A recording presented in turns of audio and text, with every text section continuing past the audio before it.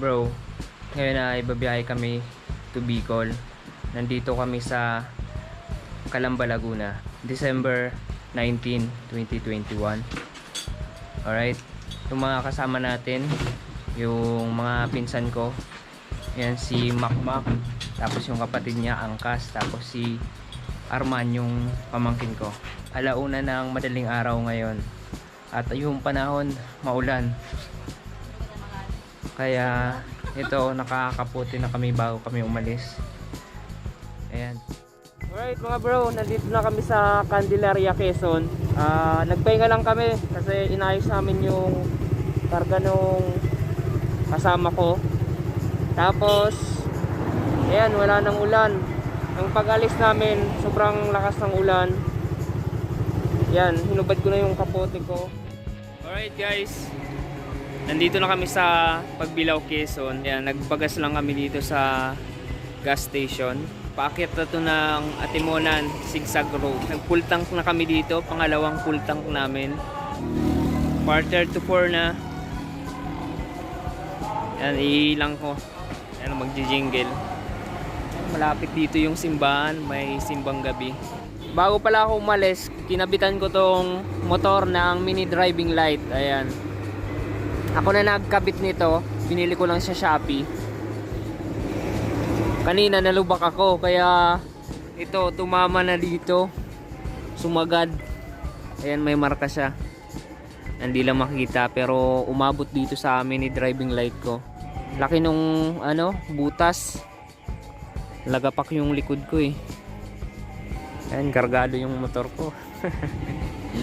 Sobrang bigat nito yung top box ko. Alright mga bro, nandito na kami sa Gumaka Seaside. Ayan. At nagpatimpla na kami ng kape. Kararating lang namin. Ayan, anong oras na boy? 5:06. Alas 5 na ng madaling araw, umaga na. Mabagal lang yung takbo namin. Daan-daan lang. Ayan. So, dito kami talaga laging humihinto para kumain o kaya magkape. Ayan, higop muna tayo ng mainit na kape. Ayan, pangpainit. Malamig yung panahon. Higop muna tayo. Ayan guys, kakain na lang muna daw kami dito.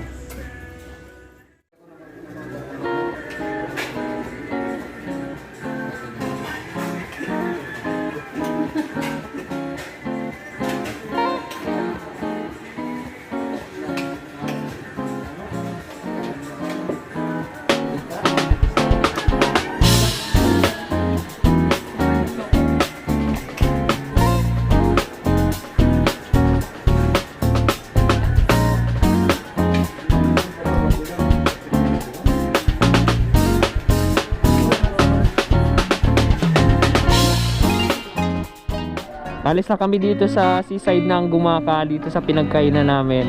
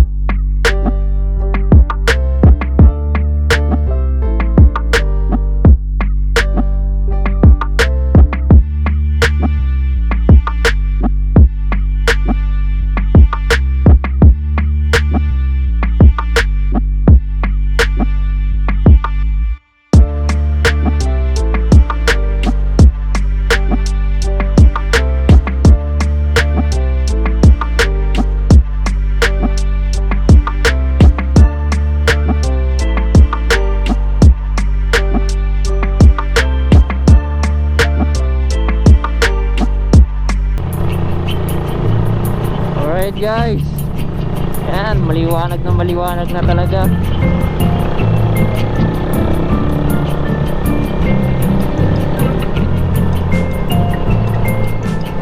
Malapit na kami dito sa bayan ng Bumaka.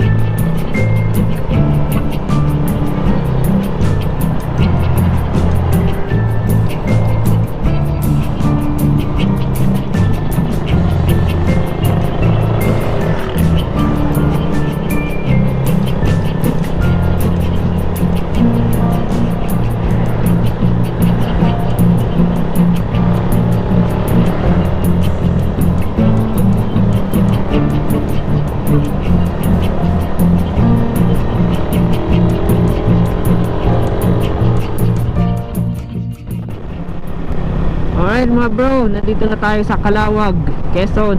Ayan, ito yung bayan ng Calawag.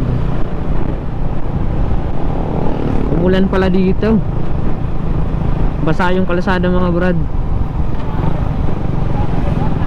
Madulas ang ganitong kalsada, basa. Kaya daan-daan lang kami. Alright guys, touchdown to Bicol na tayo. Kaso nga lang, ito na, umaambo na.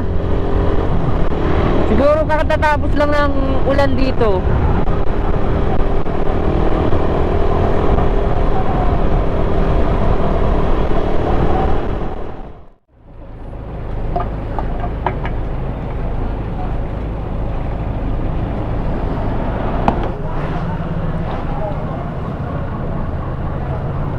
Dumi ng GoPro ko.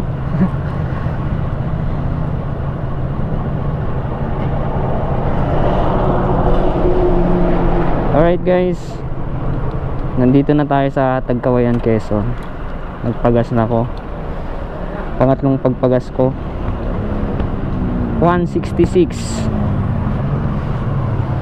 Ayan, nasa ano na yung gastos natin, 250, 450, 650 na. Pahinga muna kami dito sa ano, sa Tagkawayan. Ayan, yung mga kasama ko. Nandito ako sa ilalim ng truck. Ayan, ayan mga kasama ko.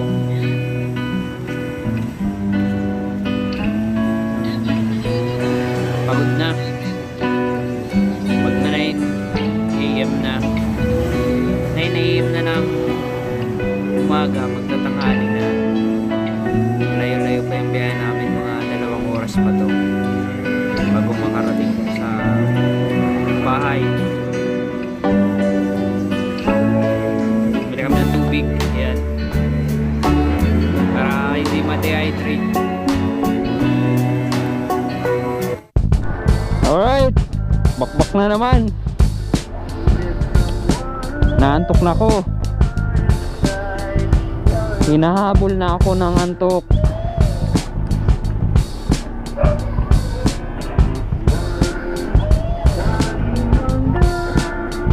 Let's go. Salamat Salamat po.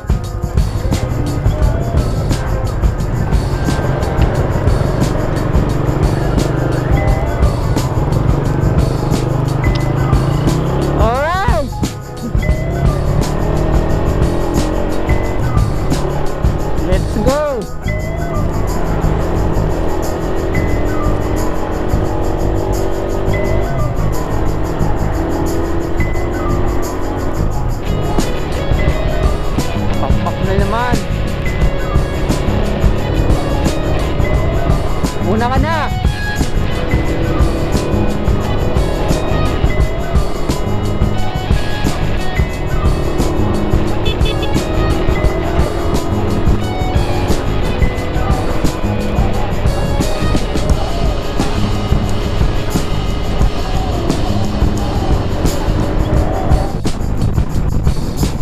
Alright guys, ayan mga bro, approaching to Del Gallego checkpoint na tayo.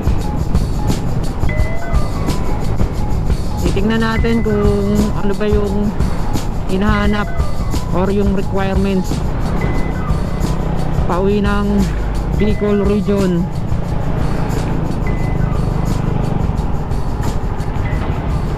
Ayan, ninarang na tayo.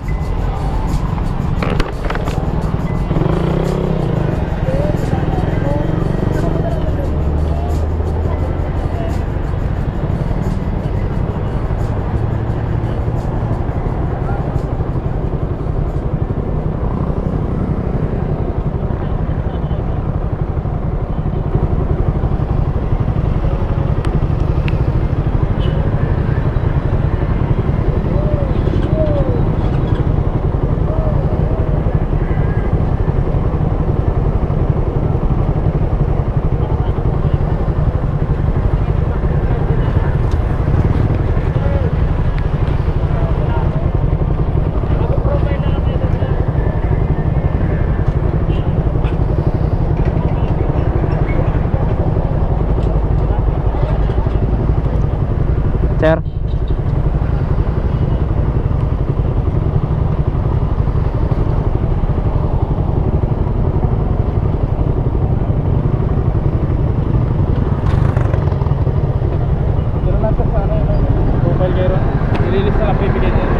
sige sir, thank you po.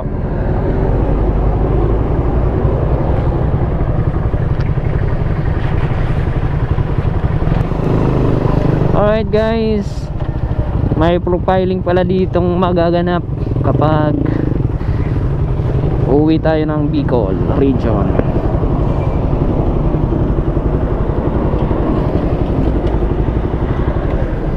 Anong hinahanap, Mac?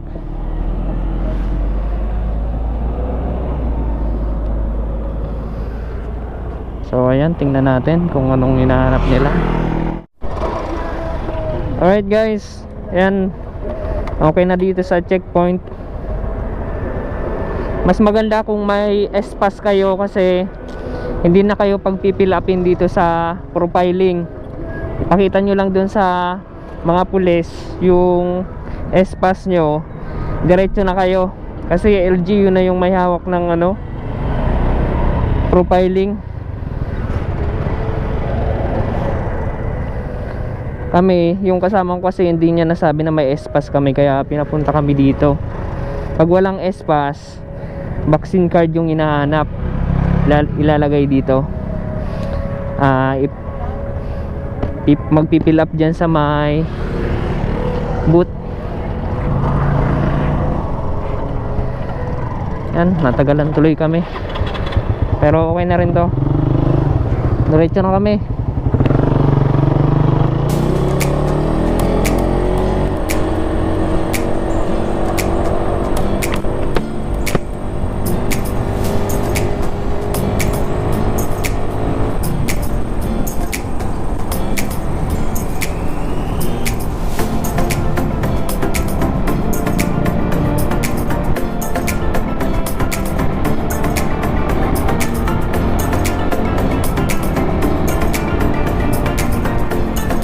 Meron kayong S-Pass, madali na lang kasi hindi na kayo papadaanin din sa profiling booth. Pag wala, hanapan kayo ng vaccine card at papipilapin kayo doon, magpo-profiling doon. Hinto kayo ng matagal kasi kukunin yung information nyo. Pero pag may S-Pass, pag approve na yung S-Pass nyo, diretso na kayo. So ayan guys, sa mga uuwi dyan, yun yung requirements: S-Pass or back certificate. Makapasok na kayo dito sa Kamsur.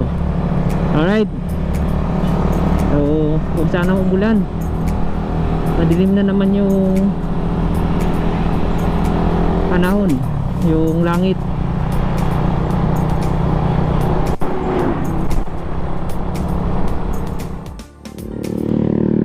Guys,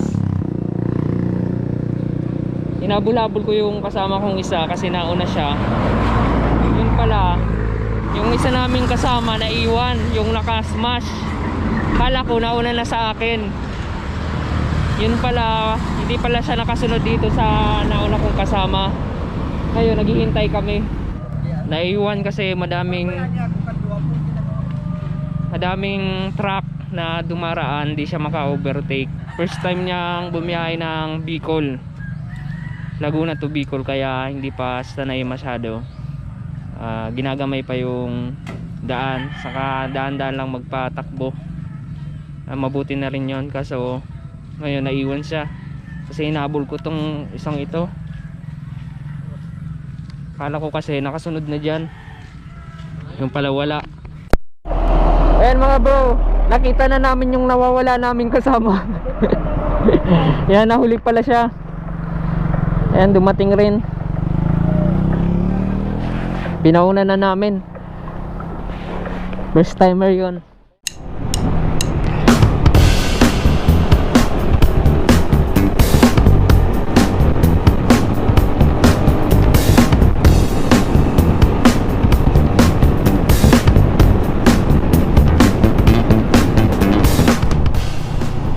Yan mga bro, nandito na tayo sa crossing ng Sipukot, Camarines Sur.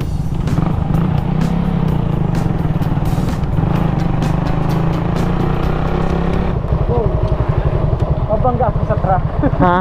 Mabangga ako dyan sa truck. Tano? Yung sa pababa.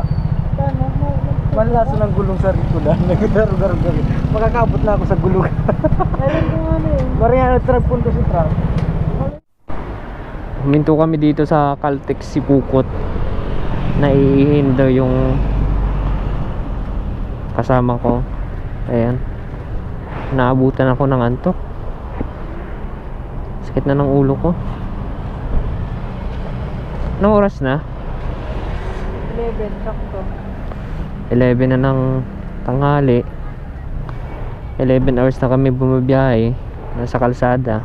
Hi guys, nandito na kami sa Libmanan, Camarines Sur. Ayan. So malapit lang kami. Dito lang kami sa Pasakaw, Camarines Sur, ang destination namin. Alright mga bro, dito ko na lang tatapusin itong vlog na to. Sana ay natuwa kayo. Baka pwede makahingi ng isang like. At kung baka lang sa aking YouTube channel, mag-subscribe ka na. Hit mo na rin yung notification bell para updated ka kung sakali mang may bago akong i-upload na video. Ayan, maraming salamat.